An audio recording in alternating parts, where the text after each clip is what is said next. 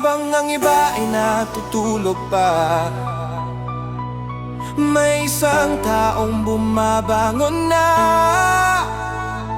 Hindi dahil madali ang buhay, kundi may pusong sa kanya'y umasa.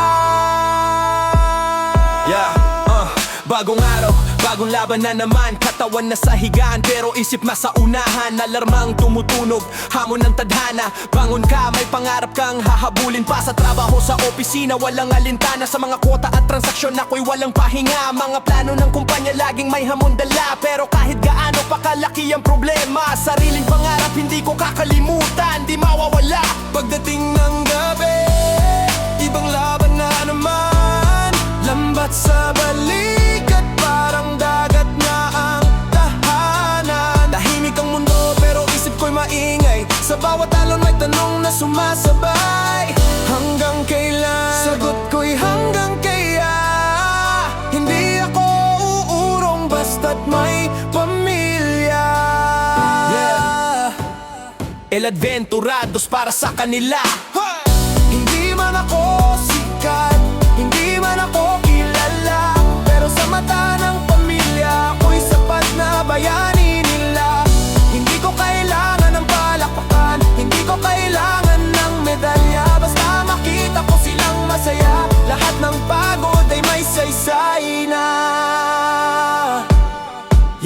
Trabaho sa araw, kayod sa gabi, motorsiklo at kalsada kasama sa biyahe ko lagi. Lambat at bangkas sila ang saksi sa mga pagod at pawis kong dumadali. Para sa'kin na bukasan na hindi matitinag ng unos at alon. Madapaman kung minsan pilit pa rin bumabangon. Sa bawat luha at pawis na pumapatak, ito'y naging inspirasyon. Hindi man perpekto, hindi man bida sa tingin, hindi rin ito luho, hindi ito yabang. Ito'y sakripisyong walang pag-aalinlangan. Sa mata ng pamilya ako'y panalo, tahimik na bayani pero buo ang puso.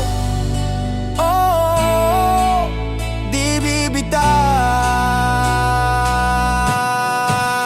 Oo, sobrang nakakapagod, pero hindi dito hadlang sa magagandang bukas na aking inaasam. Kalsada may delikado o kaya'y sobrang dilim. Kahit dagat man ay napakalamig, mababaw man o malalim. Kahit pa may unos o kahit bumabagyo, hindi ako titigil. Tuloy ang biyahe ng buhay at mga pangarap ko. El Adventurados, kakayanin ang laban, hindi bibitaw kahit gaano kabigat ang pasan. Sa umaga motorsiklo papuntang opisina, bangka at dagat naman paggabi. Pagod man ang katawan pero di susuko ang sarili, dahil ang pangarap hindi basta salita. Ito'y panata para sa aking pamilya. Minsan may pagkakamali, wala naman perpekto, pero sa bawat pagkadapa may aral na totoo. Ang mahalaga'y may dasal at pananalig, sa itaas na siyang gabay sa bawat sandali. Kaya lagi natin tandaan na huwag magmay-abang, dahil lahat ng meron tayo'y sa kanya'y hiram lamang. Salamat, gabayan mo kami.